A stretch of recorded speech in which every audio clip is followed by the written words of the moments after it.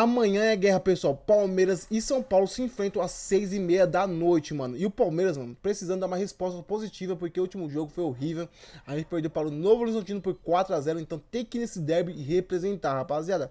Vamos aqui acompanhar esse vídeo que eu trouxe pra vocês do canal ESPN, trazendo pra gente informações ao vivo do Palmeiras. Mas antes, se inscreve no canal, ativa o sininho das notificações, deixa o like também. E agora, pessoal, vamos para o vídeo. Clássico contra o Santos, sábado da semana que vem. E em meio a tudo isso já vai ter Campeonato Brasileiro rolando, já que estreia quarta-feira no Morumbi, no Brasileirão, contra o Flamengo. Não é uma situação fácil a do São Paulo nesse início de temporada. Bem, sobre o time, muitos pontos de interrogação. Linha de 3 ou linha de 2? Arboleda e Alan Franco voltam, foram poupados contra a Portuguesa. Danielzinho também. Ataque, vai ter o Caleri, que marcou 2 gols, ao lado do Luciano ou ao lado do Tapia? Ou os três formam um trio? Lucas Moura vai pelo menos para o banco, já que o gramado sintético é um problema para o Lucas Moura e ele se machucou contra o Palmeiras no ano passado no Allianz Parque. São muitos os pontos de interrogação nessa montagem de time do Hernan Crespo. Até o Enzo Dias, que ainda não jogou este ano, teve uma cirurgia de hérnia no ano passado, já ficou no banco contra a Lusa, tem chance de aparecer na lateral esquerda, já que o menino Nicola, juntamente com o Luca e com o Pedro Ferreira, devem descer para a base para a final da Copa São Paulo domingo no Pacaembu, contra o Cruzeiro. São Paulo podendo ser bicampeão. Duas notícias, né? Uma delas já trazida na nossa reportagem, só confirmando: São Paulo cedeu por empréstimo o Alisson, ele não ficou no banco nas últimas partidas, vai defender o Corinthians na próxima temporada. 1 milhão de cara recebe o São Paulo e mais 500 mil no segundo semestre. E daqui a pouquinho, Bruno, às 15 horas, agora que ele é não mais interino e sim vai cumprir um mandato tampão definitivo até o final do ano, o novo presidente do São Paulo, Harry Masses, vai receber jornalistas aqui do CT. Estaremos nessa conversa com ele, não é uma entrevista, mas é para ele especificar o que vai fazer neste ano de mandato, o que vai mudar no São Paulo até o final, até as eleições do final do ano. Do lado do Palmeiras, antes de eu falar do time, uma notícia que acabamos de subir no ESPN.com.br, o Francisco De Laurentiis, nosso jornalista do ESPN.com.br, subiu. 4 dos 5 pichadores do Allianz Parque foram identificados pela DRAD, pela polícia, pela Delegacia de Repressão ao Crime, a DRAD, que trabalha no esporte. Desses 4, um deles já tem várias passagens, episódios de brigas de torcidas organizadas. Eles serão processados pelo clube por pichar, grafitar, edificação ou monumento urbano, e serão processados pela Leila, porque escreveram a frase: Leila, o seu negócio é roubar. Então, por calúnia e difamação.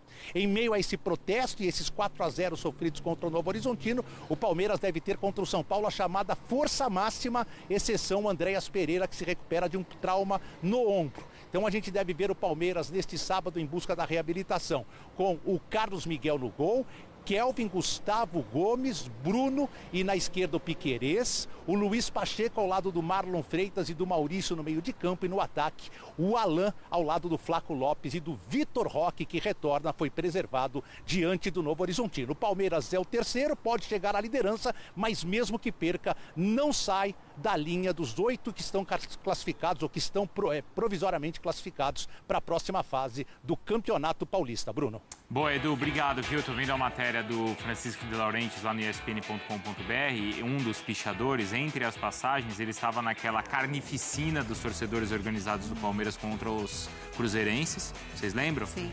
Ele era foi um dos agressores, e ele também já teve uma passagem por agredir jogadores do Palmeiras, agressão ali no Wagner Love, e agora tem essa passagem também. Bom, sobre o jogo, são os dois times que precisam vencer. Vocês acham que isso pode mudar um pouquinho os planos ali de Crespo e Abel, no sentido de escalar força máxima? Essa urgência do clássico, por um resultado no clássico, pode mudar planos? Vocês entendem? Porque, por exemplo, no caso do Crespo, aí tem uma questão muito específica do Lucas no gramado sintético e também do Caleri. Será que, olha, é urgente, tem que ir pro jogo? Não, acho que nesse caso não, assim, até porque o Caleri ainda tá nesse retorno. Voltou depois de 9 meses. Voltou depois de 9 meses. O time encontrou um caminho sem ele ali, né? Viveu sem o Caleri durante esse tempo. E o Lucas não tá no seu melhor também. Então, assim, claro que é importante recuperar também o nível de jogo do Lucas, de influência na equipe, mas se você tem que preservar o jogador porque em gramado sintético pode ter uma lesão, acho que tudo bem, porque não é ele quem está desequilibrando para o São Paulo hoje. Então, acho que dos planos ali de poupar esses dois jogadores não muda muito para o São Paulo. No caso do Palmeiras, o Palmeiras vem jogando com mais ou menos dois elencos, e o Abel rodando bastante o elenco. pro jogo de amanhã, Dom? O que você pensa que ele pode fazer? Não digo colocar necessariamente força máxima, mas dentro do melhor que não comprometa o início no Brasileiro. Então, se der pra dar sequência com um time base que você planeja pra iniciar o Brasileiro e colocar no Clássico, ok.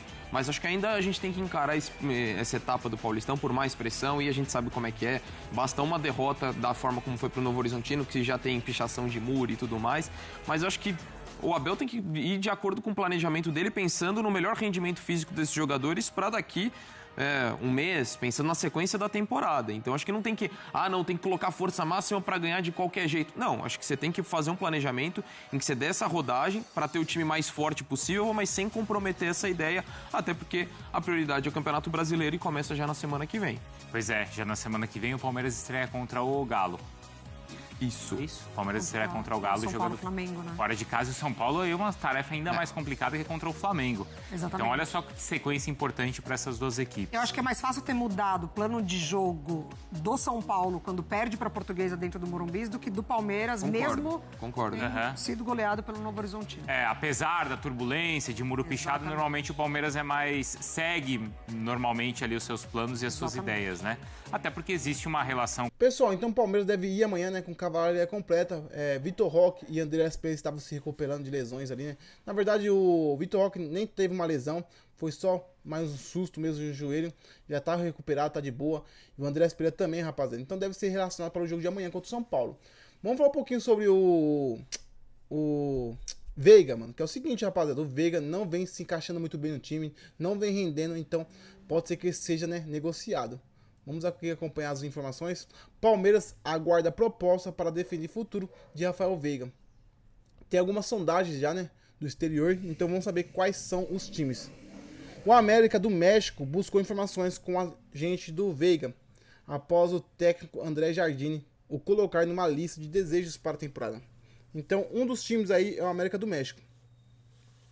Tomara que venha uma proposta muito boa pra gente e também pro Veiga, né, porque a gente quer o melhor do Veiga. Que é o melhor pra ele, é um baita jogador, então ele merece isso. Mas no Palmeiras não tem chance, rapaz, já era, na minha opinião, já era, não dá mais. O principal deles é o valor de mercado. Embora haja a possibilidade de tentar um empréstimo, o América do México não planeja grandes investimentos em um jogador de 30 anos. Então fica complicado a idade também, né, pessoal? A idade dificulta bastante.